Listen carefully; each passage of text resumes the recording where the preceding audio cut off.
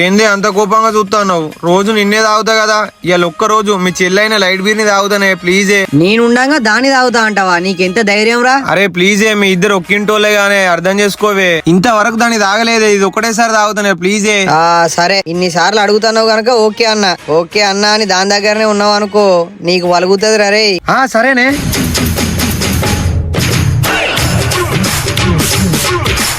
ఎట్లున్నదిరా మా చిన్నది? ముద్దు ముద్దుగున్నది, ముచ్చటైన చిన్నది.